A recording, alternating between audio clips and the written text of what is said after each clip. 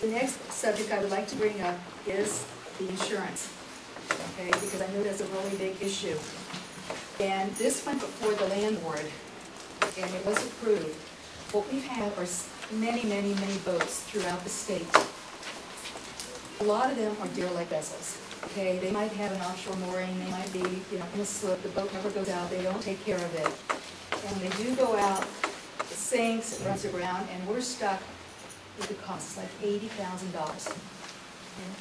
So now, what they've done is effective December the 1st, we know that all commercial people have to have the insurance, commercial operations, but the recreational now are going to have the $300,000 worth of liability. And that's why the letter was sent out to each of the permittees so that you know that that's what was going to happen.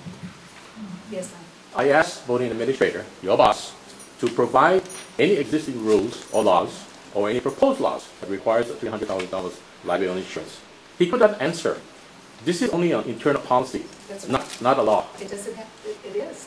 The board. Would you please prove it that? No, I'm sorry, Glenn. I don't need to. You know why? Because again, this is not a law. This is just an internal policy. Excuse me. The Board of Land and Natural Resources, after seeing how much money we had to lay out every year for repairs, not repairs, but to go ahead and clean up the boats, what they've done to the reefs, the coral, all right?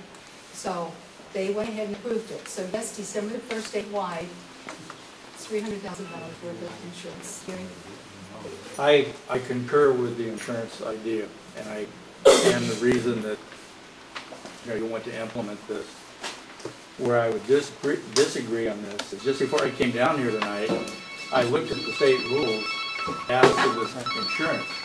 And in the state rules, it says only the commercial vessels. So I don't see how boating can enforce insurance on recreational boaters when the law doesn't.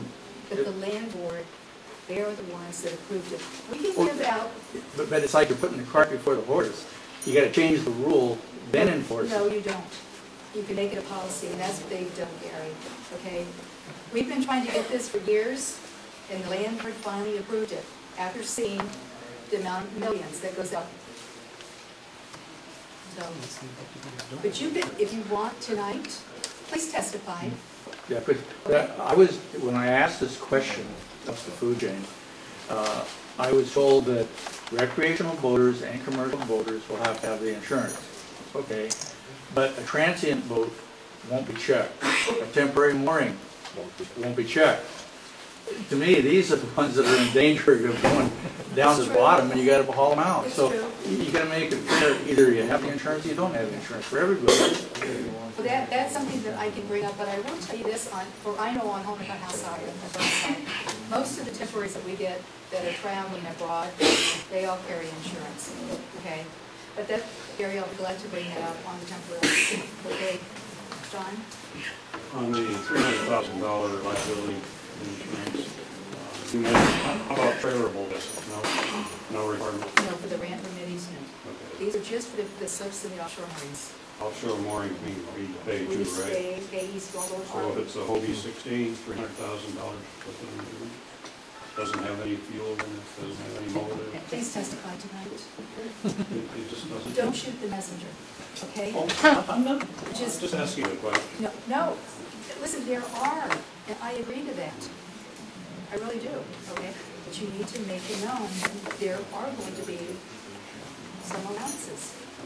Like Antonio, in this case, okay, as compared to the local.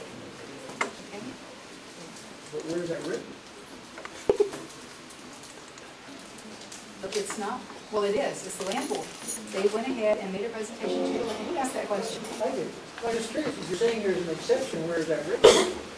It's not written yet. It's going to be written. That's what we're here to talk about tonight.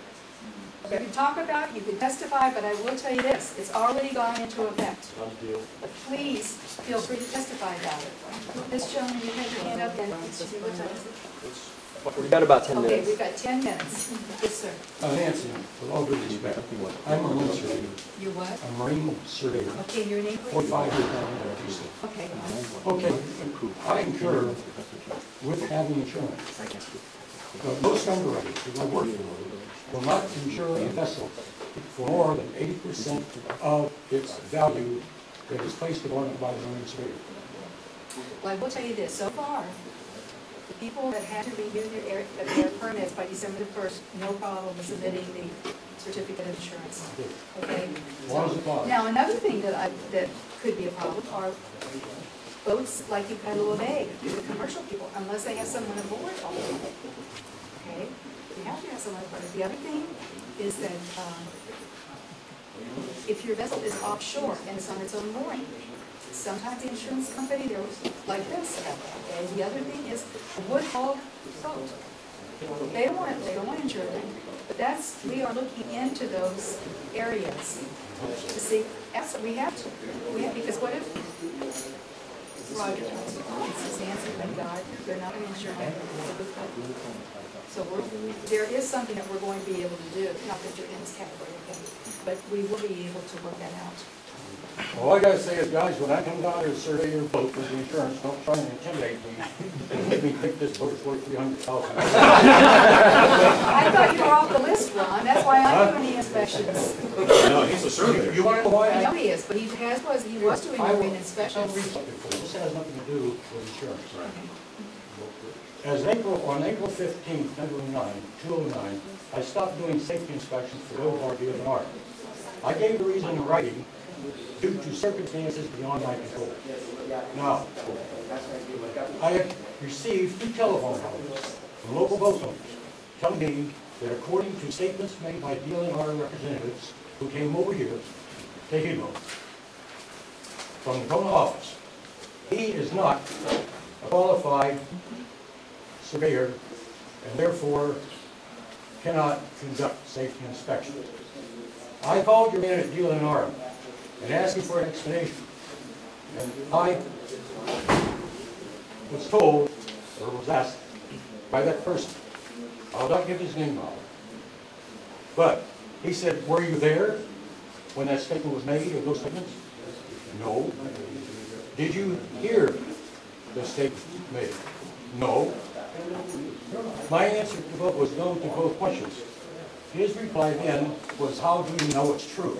I didn't realize the guy was a lawyer. Ron, let me let you know. No, I know. The people that make the determination, but I will say this, with the new rules that are going into effect, you have to be NAMS and or SAM certified. How does DLNR qualify NAMS or SAMs? Like I said, I've been a Marine surveyor for 45 years. So it shouldn't be any problem for you. I don't have to belong to any organization. I went throughout the United States, Alaska, Louisiana, Texas, Washington, Oregon, California, and I was never required to belong to any organization. It will be. And now DLNR says I have to belong to an organization. No way. Okay, well, then you just, you won't have to do this. Right, I don't have to do a safety inspection. You can. And I am doing that. Good. And there are very few that pass, I might add. Well. All right, Glenn. Just to clarify the whole thing, if the land board approve, quotes, this vessel inspection, that will be part of the proposed boating harbor administrative rules. It is not even included in the boating harbor administrative rules. Okay? That's right, it's not. And the land board, you cannot just say, okay, you make a policy. You also have to have rule of law, and vessel inspection is not rule of law. And secondly, the rules for vessel inspection says a marine surveyor, also a harbor agent. How is it that a district manager, as a recreational manager, is doing inspection when the rule says only a harbor agent can do it? Because I'm more qualified. You're not a harbor agent. That's right, I'm a district manager. You're not a harbor agent by law. Glenn, I do inspections over here. Just wanted to point it out. No. And you have I'm harbor higher agent. than a harbor agent, okay, and believe me, I'm much more qualified than a harbor agent to do these Than me, for inspections. instance? What? Than me? I'm not saying you, I'm saying, so, and that's why I come over to do them, all right? But because I just want to make sure that it's on my watch, and make sure that everything's all right. So listen, we're going to have to adjourn now, and if you, I would like to welcome you, please stay here for the 6 to 8 meeting. If you'd like to testify, please.